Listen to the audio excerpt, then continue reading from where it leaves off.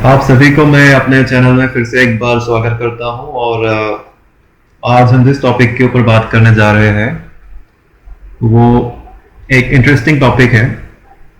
वो वो topic basically आपके चाइना और इंडिया का जो मिलिट्री कंपैरिजन है उसके ऊपर हम बात करेंगे आज। और क्या चाइना सच में इतना ताकतवर है जितना हम सोचते हैं या जितना न्यूज़पेपर में दिखाया जाता है, न्यूज़ पब्लिश किए जाते हैं चाइना के मिलिट्री के ऊपर, तो भी हम देखेंगे आज। और ये भी देखेंगे कि क्वालिटी कितना मैटर करता है क्वांटिटी के ऊपर। मतलब आप देखेंगे कि चाइना के पास अभी बहुत सारे हार्डवेयर है, इंडिया से बहुत ज़्यादा है उनके पास। और वो ऐसा बोलते कि वो खुद को अमेरिका के साथ कंपेयर कर लेते हैं, बहुत बार बोलते कि सुपर पावर बन गया, ऐसा दिखाते लोगों को। सच में लेकिन वो सुपर पावर है या उनकी जो हार्डवेयर है उनकी क्वालिटी कैसी है, मतलब वार के टाइम पे वो किसके सामने कितना खरा उतर सकता है, तो ये सब टॉपिक के ऊपर आज हम डिस्कस करेंगे। मिलिट्री रैंकिंग ग्लोबली अगर हम देखें किसका कितने नंबर पे आता है तो इंडिया अभी चौथे नंबर पे है। सबसे पहला आता है आपका यूएसए, उसके बाद आता है रसिया, उसके बाद आता है चाइना का, और उसके बाद अपना इंडिया का आता है। और ये रैंकिंग डिसाइड करते हैं ग्लोबल फायर पावर इंडेक्स करके एक साइट है, तो एक ग्रुप है, वो लोग डिसाइड करते हैं बेस्ड ऑन मैन पावर, किसका डिफेंस बजट कितना है, किसके पास कितने हार्डवेयर है, एयरफोर्स कितने हैं, एयरफोर्स में मतलब आपके प्लेन्स कितने हैं, हेलीकॉप्टर्स कितने हैं, तो उस हिसाब से नेवी के पास भी कितने आपके हार्डवेयर है, शिप्स कितने हैं, एयरक्राफ्ट कैरियर है कि नहीं, और कितने पर्सनल्स है, आर्मी के पास कितने पर्सनल्स है, तो सब कुछ मिला के का ये बनाते हैं, इंडेक्स बनाते हैं। तो वो डिसाइड करते हैं कि कौन सा कंट्री कितना पावरफुल है। तो उस हिसाब से देखा जाए तो इंडिया अभी रैंकिंग में 4th पावर में आता है आफ्टर चाइना। तो एक गुड न्यूज है, गुड न्यूज मतलब अभी 2019 तक जो डिफेंस बजट था अपना इंडिया का करीब $65 बिलियन, उतना ही उसके करीब था। और अभी 2020 और 21 का जो बजट डिसाइड किया है वो $71 बिलियन हो गया। तो उसमें अभी इंडिया ने रसिया को ओवरटेक किया डिफेंस स्पेंडिंग के मामले में। तो पहले नंबर पे आता है आपका यूएस, उसके बाद चाइना, और तीसरा अभी इंडिया आता है। पहले रसिया आता था, अभी तीसरा आपका इंडिया आता है, उसके बाद रसिया, और उसके बाद सऊदी अरेबिया। तो सबसे ज़्यादा डिफेंस स्पेंडिंग होता है आपका यहाँ पे यूएसए। यूएसए का मिलिट्री बजट है आपका $732 बिलियन। उसके बाद चाइना का है $261 बिलियन। उसके बाद आता है आपका इंडिया का $71.1 बिलियन, जो कि ये साल मतलब 2020 और 21 के लिए बजट है 71.1, और इन फ्यूचर ये ऊपर जाएगा। और उसके बाद आता है रसिया का जो $65.1 बिलियन है। उसके बाद सऊदी अरेबिया जो $61.9 बिलियन। तो इंडिया और चाइना बेसिकली मिलिट्री कंपैरिजन के हिसाब से मतलब देखेंगे तो ऑलमोस्ट इक्विवेलेंट है। ऐसा भी नहीं कि चाइना के पास बहुत ज़्यादा है इंडिया से, और वो इसके लिए है कि चाइना के पास जो वेपनरीज है, उनके वेपन सिस्टम्स है, काफ़ी मतलब कहे तो क्वालिटी जो है इंडिया के सामने उतना खरा नहीं उतरता है उसका। तो उसका ये रीज़न है कि वो चाइना जो भी बनाता है रिवर्स इंजीनियरिंग करके बनाता है।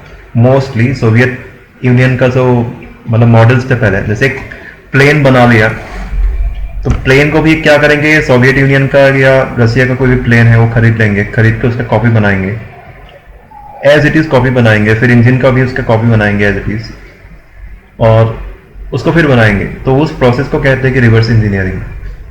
तो इंडिया जबकि रिवर्स इंजीनियरिंग नहीं करता है लेकिन खुद का ही बना लेता है, तो उसमें काफ़ी टाइम लगता है खुद का बनाने को। जैसे देखेंगे कि तेजस फाइटर जो है आपका काफ़ी सालों से मतलब 82 से वो प्रोजेक्ट मतलब स्टार्ट किया था, 82 में प्रोजेक्ट स्टार्ट किया था, और अब जाके कंप्लीट हुआ है। और उसका इंजन जो कावेरी इंजन है तो अभी तक तैयार नहीं हो पाई अच्छे से। तो ऐसा नहीं कि कावेरी एक फेलियर है, कावेरी इंजन में जो हमें मतलब ट्रस्ट का मतलब होता है आपका जो पावर होता है ना इंजन का पावर, तो वो जितना हमें रिक्वायरमेंट है एयरफोर्स को आज के हिसाब से, तो वो उतना नहीं मिल पा रहा है, तो वो एक रीजन है। अभी रिवर्स इंजीनियरिंग का एक एग्जांपल, जैसे मान लीजिए मिग 21 प्लेन है, रसिया का बनाया हुआ प्लेन है मिग 21, बहुत ही पॉपुलर प्लेन है और एक जमाने में दुनिया में ही मतलब उसका सुपीरियरिटी कायम था एक टाइम पे, 1960s का प्लेन है वो मिग 21। तो उसका कॉपी बनाया चाइना ने, और चाइना ने उसका कॉपी बना के नया नाम रख दिया उसका J7, Chinese version of MiG 21।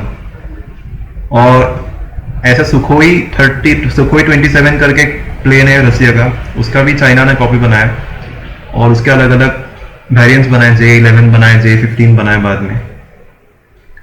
तो ऐसा नहीं कि चाइना के पास टैलेंट की कमी है, लेकिन वो लोग क्या करते हैं, जैसे रिवर्स इंजीनियरिंग इसलिए कर लेते हैं कि उनको बल्क में और कम टाइम में ज्यादा बनाना है, मतलब कम टाइम में उसको बल्क प्रोड्यूस करना है। और दूसरी बात क्या है कि जैसे चाइना एक कम्युनिस्ट कंट्री है, तो उनको टेक्नोलॉजीज अवेलेबल नहीं है मतलब वेस्टर्न कंट्रीज से डायरेक्टली, जैसे इंडिया को है। तो जैसे इंडिया के इकोनॉमी आप देखेंगे तो ना ही वो कम्युनिस्ट इकोनॉमी है, ना ही कैपिटलिस्ट इकोनॉमी है, एक मिक्स्ड इकोनॉमी कहते हैं इंडिया के इकोनॉमी को।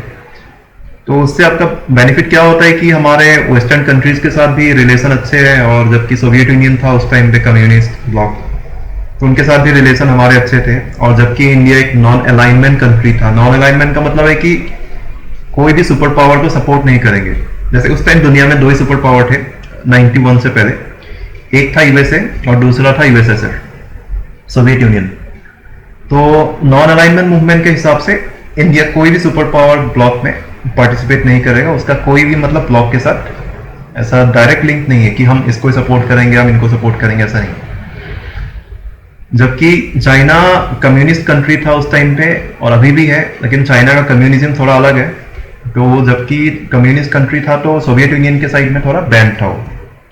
तो उस टाइम से उनको टेक्नोलॉजी वेस्टर्न कंट्रीज की तरफ से मिलना मतलब लिमिटेड था कहे तो वो क्या करते हैं कि सोवियत या अभी जो रसिया है, अभी सोवियत यूनियन नहीं है 91 के बाद, अभी रसिया है। तो रसिया और सोवियत के जो पहले, सोवियत यूनियन के जो पहले कंट्रीज थे, जैसे यूक्रेन हो गई आपकी, इंडस्ट्रियलिस्ट कंट्रीज है वो सब।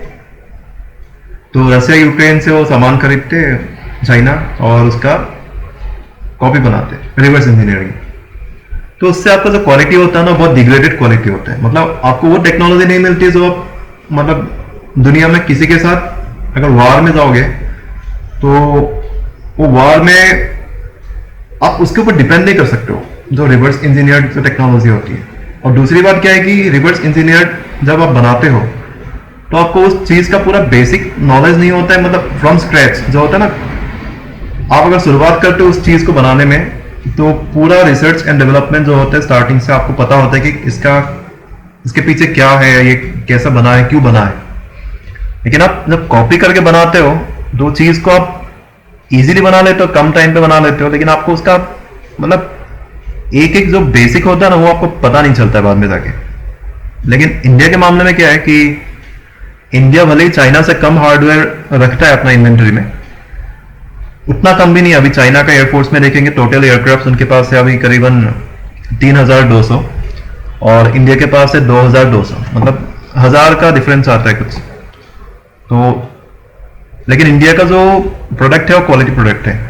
तो अभी हम एग्जांपल दे रहे हैं कि क्वालिटी और क्वांटिटी में डिफरेंस क्या होता है। मतलब तो जब 1999 में कारगिल वार हो गया था अपना इंडिया और पाकिस्तान के बीच, तो ऐसे काफी जगह थे, जैसे टाइगर हिल थे और ऊपर थे उसके ऊपर हाई माउंटेन्स में ऐसा एरिया जहां पे इंडिया को जाके बॉम्बिंग करना था वहां पे।